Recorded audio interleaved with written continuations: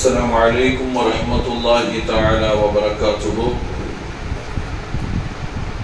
الحمد لله نحمده ونستعينه ونستغفره ونؤمن به ونتوكل عليه ونعوذ بالله من شرور أنفسنا ومن سيئات أعمالنا من يهده الله فلا مضل له ومن يضلله فلا هادي له ونشهد أن لا إله إلا الله وحده لا شريك له ونشهد أن سيدنا وحبيبنا ومولانا محمدا عبده ورسوله أما بعد.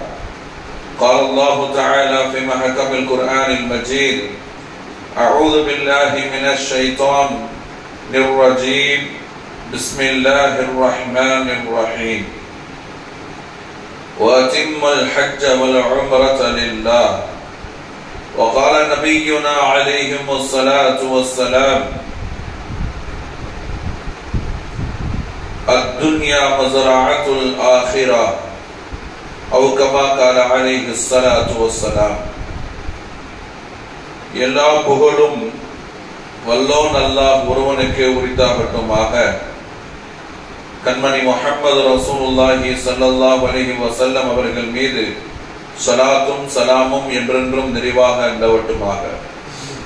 சஹாபாக்கள், தாபிஈன்கள், ஷுஹதாக்கள், வலிமார்கள், குறிப்பாக நம்மை பெற்றெடுத்த தாய் தந்தை, வாழ்ந்தும் மறைந்தும் இருக்கும் அனைத்து நல்லுள்ளங்கள், நம் அறிவை மென்மேலும் மெருகேற்றிய நமது ஆசிரியர் பெருமக்கள் அனைவரின் மீதும் அல்லாஹ்வின் அன்பும் கருணையும் என்றென்றும் நிறைவாக நிலவட்டுமாக. கண்ணியமும் மகத்துவம் நிறைந்த இந்த ஷஅபான் மாதத்தில் சிறப்புக்குரிய உம்ராவை நிறைவு செய்ய அமைந்திருக்கிற நம் அனைவரின் மீதும் அல்லாஹ்வின் எல்லா விதமான சகல பாக்கியங்களும் நசீபுகளும் ஆஃபியத்தும் என்றென்றும் நிறைவாக உண்டாகட்டுமாக. செய்யும் உம்ராவை அல்லாஹ் கபூல் செய்து தருவானாக. ஆமீன். பிஹக்கி ரசூலுல்லாஹி ஸல்லல்லாஹு அலைஹி வஸல்லம். கண்ணியத்திற்குரிய ஹாஜ்மார்களே, அல் அஹ்மத் ஹஜ் அண்ட் உம்ரா சர்வீஸின் மூலமாக ஒரு இபாதத்தை மேற்கொள்வதற்கான முதல் கட்டமான ஒரு ஒன்று கூடுதல் ஜமாஅத்தை இப்பொழுது நாம் அமர்ந்திருக்கிறோம். அல்ஹம்துலில்லாஹ். உம்ரா என்பது நபிகள் நாயகம் ஸல்லல்லாஹு அலைஹி வஸல்லம் அவர்கள் தங்களுடைய நபித்தோழர்களோடு செய்த ஒரு அற்புதமான ஒரு இபாதத். ஒரு உம்ரா என்பது அல்லாஹ்விற்கு மிக பிடித்தமான இபாதத். உம்ராவை பற்றிய மேலும் விவரங்கள் அதிகமாக நாம் தெரிய வேண்டியது சையதுனா இப்ராஹிம் அலைஹிஸ்ஸலாத்து வஸ்ஸலாம் அவர்களுடைய சுன்னத்தில் இருந்து உண்டான ஒரு சுன்னத்தும் கூட. அப்படி சில சுன்னத்துகள் நிறைய உண்டு. நாம் முடிகளை வெட்டி கொள்வது, நகங்களை களைந்து கொள்வது, இப்படி நிறைய சுன்னத்துகள் எப்படி இப்ராஹிம் அலைஹிஸ்ஸலாத்து வஸ்ஸலாம் அவர்களிடமிருந்து நாம் பெற்றோமோ அதே போன்ற ஒரு அற்புதமான இபாதத்தையும் கண்மணி ஸல்லல்லாஹு அலைஹி வஸல்லம் அவர்கள் இந்த உம்மத்திற்கு அறிமுகப்படுத்தியது ஹஜ்ஜன் உம்ராவும் கூட. அப்போ உம்ரா என்பது என்ன? உம்ராவை எதற்காக உம்ரா செய்கிறோம்? உம்ரா என்பது ஃபர்தா, சுன்னத்தா, வாஜிபா? உம்ராவை எந்த அடிப்படையில் நாம் அதை கவனிக்க வேண்டும்? அதை செய்வதற்கான ஓதுவது துஆக்கள் என்ன என்பதையும், அந்த மண்ணுக்கு உண்டான பெருமை என்ன? மக்கா என்கின்ற சங்கைக்குரிய மக்கத்துல் முக்கர்ரமா அல்லாஹ் குர்ஆனிலே அதற்கு பக்கா என்று சொல்கிறார். மக்காவுக்கு அல்லாஹ் வைத்திருக்கிற பெயர் குர்ஆனிலே பக்கா என்று அல்லாஹ் சொல்லுகிறார். அதே மாதிரி மதீனாவுக்கு உண்டான சிறப்பு என்ன? மதீனாவை பற்றிய செய்திகள் என்ன? மதீனாவிலே ஏன் கண்மணி ஸல்லல்லாஹு அலைஹி வஸல்லம் அவர்கள் சென்றடைந்து உலகத்தில் உண்டான சிறப்பான பூமிகளிலே ஆக சிறப்பிற்குரிய பூமியாகிய ரௌதா என்கின்ற அந்த இடம் மதீனாவிலே இடம் பெற்றதின் நோக்கம் என்ன? அந்த தொழுதால் என்ன பாக்கியம் போன்ற செய்திகளை எல்லாம் நம்மளுடைய விவரங்களுக்கு ஏற்றாறு போல் இன்ஷா அல்லாஹ் இந்த மஜ்லிஸிலே நாம் தெரியலாம். அல்லாஹ் அதை முழுமையாக தெரிந்து அமல் செய்யக்கூடிய பரிபூர்ண பாக்கியத்தை நம் அனைவருக்கும் தந்தரும் புரிவானாக. இப்போ உம்ரா என்றால் என்ன? ஒரு மாற்று சகோதரர் ஒருவர் நமக்கு வந்து கேட்கிறார், உம்ரா ஒன்று செய்றீங்க அப்படின்னா என்னன்னு கேட்கிறார். நம்ம என்ன சொல்லுவோம்? தொழுகை என்றால் நாங்கள் இறைவனுக்காக தொழுகுவது, அவனுக்காக மட்டும் வணங்குவது என்று சொல்லுவோம். நோன்பை என்றால் பசித்திருப்போம், உடலும் உள்ளமும் பசித்திருக்க வேண்டும். உடல் மட்டும் அல்ல, உள்ளமும் பசித்திருக்க வேண்டும், எண்ணமும் பசித்தில் இருக்க வேண்டும். என்னென்னலாம் எண்ணங்கள் வந்தாலும் மற்ற மாதங்கள் நாங்கள் செய்து விடுவோம். ஆனால் எத்தனை எண்ணங்கள் வந்தாலும் ரமதானிலே எங்களால் செய்துவிட முடியாது. ஏனென்றால் எங்கள் எண்ணங்களும் எங்கள் உள்ளமும் எங்களுடைய உடலும் அல்லாஹ்விற்காக வேண்டியே நாங்கள் இந்த மாதத்தில் ஒதுக்கிக் கொள்வோம் என்றெல்லாம் ஒவ்வொரு மாதத்திற்கும் நாங்கள் சில விவரங்களை சொல்லுவோம். ஜகாத் என்றால் என்ன என்று கேட்பார்கள். ஜகாத்துக்கான விளக்கத்தை நம்ம சொல்லுவோம். ஏழை எளிய மக்களுக்கு நாங்கள் கொடுப்போம். சும்மாலாம் கொடுக்கறது இல்லை. அல்லாஹ் எங்கள்கிட்ட கொடுக்கறது வந்து ஒரு 2% தான் கொடுப்போம். அந்த 2% நாங்கள் கணக்கு போட்டு கொடுக்கிறோமா, அல்லது அதுல ஏதாவது தவறு வராம இருப்பதற்கு நாங்கள் என்ன பேணுதலோட செய்யணும்? அதனால இதெல்லாம் இறைவன் எங்களுக்கு கடமையாக்கியதற்கு காரணம் எங்கள் உடலும் எங்கள் பொருளாதாரமும் எங்களுடைய உள்ளமும் பலமாக இருக்கணும். இப்படி ஏதாவது ஒரு விஷயங்களை அவர்களுக்கு புரிய வைக்கிற அளவிற்கு நாம சொல்லுவோம். பொதுவா ஒவ்வொரு இபாதத்திற்கும் பல காரணங்கள் உண்டு. சில இபாதத்துகள் காரணங்கள் இல்லாமல் நாம் செய்வோம். அதை ஏன் செய்கிறோம் என்று காரணம் கூட கேட்க கூடாது. அப்படி காரணம் கேட்டோம்னு சொன்னாலே அவன் காபிர் ஆகிடுவான். சில இபாதத்துகளை ஏன் நான் இதை செய்யணும் அப்படின்னு கேட்கவே கூடாது. கேட்டால் என்ன ஆகிடுவான்? நிராகரித்திருப்பான். அப்படி சில இபாதத்துகள் எல்லாம் உண்டு. நான் ஏன் ரசூலுல்லாஹ்வை ஏற்றுக்கொள்ள வேண்டும்? காபிர் ஆகிடுவான். ஏற்றுக்கொண்டுதான் ஆகணும். அல்லாஹ் குர்ஆனிலே அத்தியுல்லாஹ் வ அத்தியுர் ரசூல் என்று அல்லாஹ் சொல்கிறார்.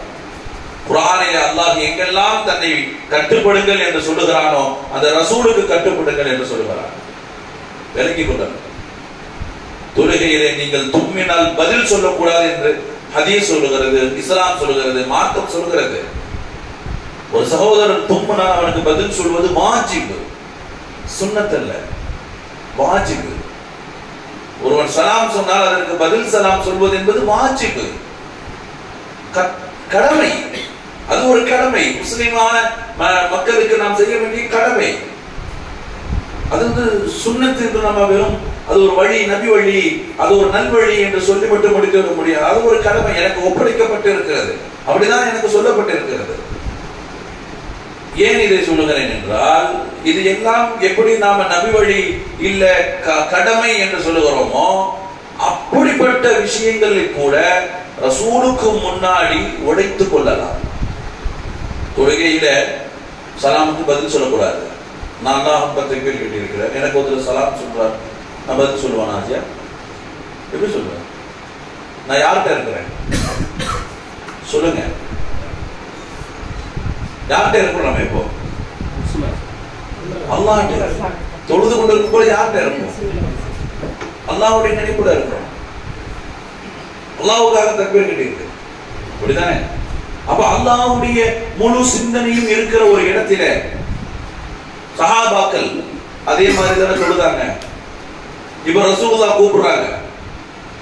ரசூலுல்லாஹ் இந்த சஹாபாக்கள் தொழுது கொண்டிருக்கும் பொழுது கூப்பிடுறாங்க. சஹாபாக்கள் தொழுகணுமா, ரசூலுல்லாஹ் கூப்பிட்டதை பார்க்கணுமா? மார்க்கம் என்ன சொல்லுகிறது? தொழுகணும். அப்படிதானே நமக்கு சொல்லி தருகிறது.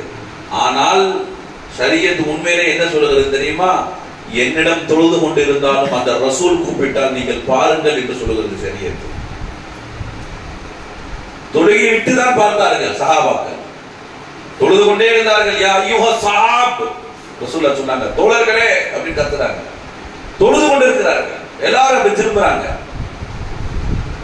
மஸ்ஜித் மதீனால இப்படி திரும்புறாங்க. என்ன யார் சொல்லலாம்? கிப்லா அது இல்லை, இனிமேல் இதுதான். அப்படியே திரும்புறாங்க. கிப்லாவா? தொழுகையிலேயே கிப்லா மாற்றப்படுகிறது.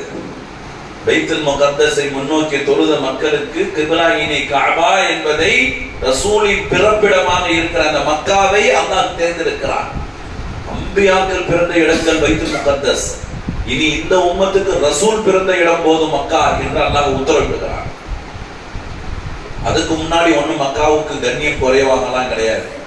அதுக்கு முன்னாடி ஒன்னும் பைத்துல் முகத்தஸை விட மக்கா ஒரு குறைந்த பூமியெல்லாம் கிடையாது. கஅபா என்பது காலத்திற்கும் அது கண்ணியமான பூமி தான்.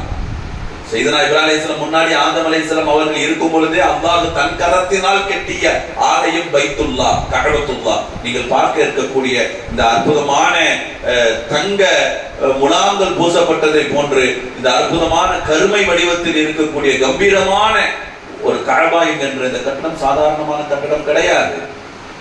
அது மனிதர்கள் கட்டிய கட்டடம் கிடையாது. யார் கட்டிய கட்டடம்? ரப்பு கட்டிய கட்டடம். அது நல்லா விளங்கிக்கணும். காபாங்கிறது நம்ம நினைக்கிற மாதிரி நம்ம போடுற இன்ஜினியர் போட்டு கன்ஸ்ட்ரக்ஷன் கட்டின நினைக்கிறீங்களா? கிடையாது. இப்ராஹிம் அலைஹிஸ்ஸலாம் அவங்க கட்டினாங்க அப்படின்னு நினைக்கிறீங்களா? கிடையாது. காபா யாரு கட்டியது? ரப்பு கட்டிய கட்டடம், ரப்பு கட்டியது. அதனாலதான் ஸல்லல்லாஹு அலைஹி வஸல்லம் சொல்வாங்க, நீங்கள் காபாவை தவாப் செய்யவில்லை, ரப்பை தவாப் செய்கிறீர்கள் என்றார்கள் பெருமானார் ஸல்லல்லாஹு அலைஹி வஸல்லம். யார தவாப் செய்யணும்? இல்லையேங்க, நம்ம காபாவை தானே தவாப் செய்யணும். நம்ம காபாவை தானே தவாப் செய்யறோம். ஆனா ரசூலுல்லாஹ் என்ன சொன்னாங்க? ரப்பை தவாப் செய்கிறீர்கள் என்று நீங்கள் செய்யுங்கள், நீங்கள் ரப்பை தான் தவாப் செய்கிறீர்கள் என்று சொன்னார்கள் ஸல்லல்லாஹு அலைஹி வஸல்லம். அங்க நீங்க அதனாலதான் அந்த கட்டடத்துல எந்த இடத்துல நின்று நீங்கள் துஆ செய்தாலும் அந்த துஆ கபூல் ஆகிறது. மதீனாவுல தொழுது கொண்டிருக்கும் பொழுது ரசூலுல்லாஹ்வுடைய அழைப்பு வந்த பிறகு திரும்பி பார்க்கறாங்க. திரும்பி பார்த்த பிறகு கிப்லா மாறுது. ஒற்றை தொழுகையில் 2 கிப்லா மாற்றப்பட்டு 2 கிப்லாவை முன்னோக்கி அந்த பட்டாளம் மட்டும்தான் தொழுதுச்சு. விளங்குதா? அந்த மஸ்ஜிதுக்கு பேர் தான் மஸ்ஜிதே கிப்லத்தைன். வாய்ப்பு இருந்தால் இன்ஷா அல்லாஹ் ஜியாரத்தில நீங்கள் அந்த மஸ்ஜிதை சந்திக்க வாய்ப்பு இருக்கும். இன்ஷா அல்லாஹ் பாப்பீங்க. மஸ்ஜிதே கிப்லத்தைனா 2 கிப்லா இருக்கும், 2 கிப்லா முன்னோக்கி தொழுகிறான் என்பது அர்த்தம் அல்ல. முன்னாலும் ஒரு கிப்லாவில் தொழுதார்கள், பிறகு கியாமத் வரைக்கும் உண்டான கிப்லாவிற்கு மாறினார்கள். யாரால? அல்லாஹ்வுடைய உத்தரவின் பெயரால், ரசூலுல்லாஹ்வுடைய அழைப்பினால். ரசூலுல்லாஹி ஸல்லல்லாஹு அலைஹி வஸல்லம் அவர்கள் சாதாரணமான ஆள் கிடையாது. ரசூல் தான் நமக்கு யார் அல்லாஹ் என்று அறிமுகப்படுத்திய மாமேதை. ரசூல் தான் நமக்கு அல்லாஹ் என்பவன் யார் என்பதை அறிமுகப்படுத்திய புனிதமான ஒரு மனித பிறவி. அவர்களை சாதாரணமாக நினைக்கலாமா? சில பேர் சொல்ற மாதிரி ரசூல்லா நம்மள மாதிரி தான், அவர்லாம் ஒன்றும் பிரச்சனை இல்லை, 63 ஆண்டு காலம் வாழ்ந்தாங்க. ஆமா, நம்மள மாதிரி தான். இன்னும் சொல்ல போனா நம்மளை விட சந்தோஷத்தெல்லாம் ஒன்றும் பெருசா அவங்க அனுபவிக்கல. நம்மளை விட கஷ்டத்தை வேணா 70 மடங்கு அனுபவிச்சிருக்கிறாங்க ஸல்லல்லாஹு அலைஹி வஸல்லம். ரசூல் நம்மள மாதிரி கிடையாது, மனிதர் தான். அவர்கள் மனிதர்கள் தான். அவர்களுக்கு தேவை இருந்தது, உணவு இருந்தது, பசி இருந்தது, தாகம் இருந்தது, சுய தேவைகள் இருந்தது, அனைத்தையும் நிறைவேற்றினார்கள். ஆனால் உன்னதமான மகிழ்ச்சியோடு எல்லாம் அவர்கள் வாழ்க்கையை அவர்கள் அரவணைக்கவில்லை. உமர் ரலியல்லாஹு அன்ஹு அவர்கள் போன்ற சஹாபாக்கள் எல்லாம் இருக்கிற இடத்துல யார் ரசூலுல்லாஹ் கைசர், கிஸ்ரா, ஷாம், மிஸ்ர் போன்ற இடங்களில் வாழும் மன்னர்கள் எல்லாம் நல்ல நல்ல ஆடைகள் போடுகிறார்கள் நாயகமே. ஆனால் நீங்கள் உடுத்துகிற ஆடை ரொம்ப எளிமையாக இருக்கிறது. உங்களுடைய படுக்கை, நீங்கள் படுத்து விட்டு எழுந்தால் படுக்கையில் இருக்கிற அந்த பேரித்தம்பல மரத்தினுடைய அந்த ஓலைகள் எல்லாம் உங்கள் உடம்புல பதிவு செஞ்சு நீங்க இருக்கிறீங்க. ஏன்? அந்த மன்னர்கள் எல்லாம் நன்றாகத்தானே உடுத்துகிறார்கள், உங்களுக்கு என்ன குறை என்று கேட்கிறார்கள். ஸல்லல்லாஹு அலைஹி வஸல்லம் சொன்னாங்க, நான் உடுத்துவதற்காக வரவில்லை, பிறரை உருப்புட செய்வதற்காக வந்திருக்கிறேன். நான் எளிமையானவன் என்றார்கள் ஸல்லல்லாஹு அலைஹி வஸல்லம். நான் எளிமையை தான் விரும்புவேன் என்று சொன்னார்கள். அல்லாஹும்ம அஹ்யினி மிஸ்கீனா வ அமித்னி மிஸ்கீனா வஹ்ஷுர்னா மஅ ஸும்ரத்தில் மசாகின். உலகத்துல எந்த யோகியமான இந்த துஆவை கேட்க முடியாது. கேட்கலாம், ரசூலுல்லாஹ் கேட்டால் என்பதற்காக நாம கேட்கிறோமே தவிர யாரும் மனம் முவந்து இதை யாரும் கேட்க மாட்டாங்க. ரசூலுல்லாஹ் கேட்டாங்க, யா அல்லாஹ் என்னை மிஸ்கீனா பிறச்ச வச்ச, மிஸ்கீனாவே என்னை வாழ வை, மிஸ்கீனாவே என்னை இறக்க வை, நாளைக்கு மிஸ்கீன்கள் கூட்டத்தில் என்ன ஆக்குனாங்க. யாராவது கேட்க முடியுமா? நம்ம ஆளு துவா கேட்கும் பொழுது எனக்கு நிறைய கொடுந்தானே கேட்கிறான், வரக்கத்தான் கொடுந்தானே கேட்கிறான், அதை கொடுங்கிறான், இதை கொடுங்கிறான். எதை கொடுத்தானோ அதுங்க நன்றி செலுத்த முடியல. அப்படிப்பட்ட ரசூலுல்லாஹி ஸல்லல்லாஹு அலைஹி வஸல்லம் சொன்னாங்க, நான் அல்லாஹ்விற்கு நன்றி செலுத்தும் அடியார்களாக ஆக வேண்டாமா என்று சொன்னார்கள். ரசூலுல்லாஹ் சொன்ன முக்கியமான விஷயம் அது.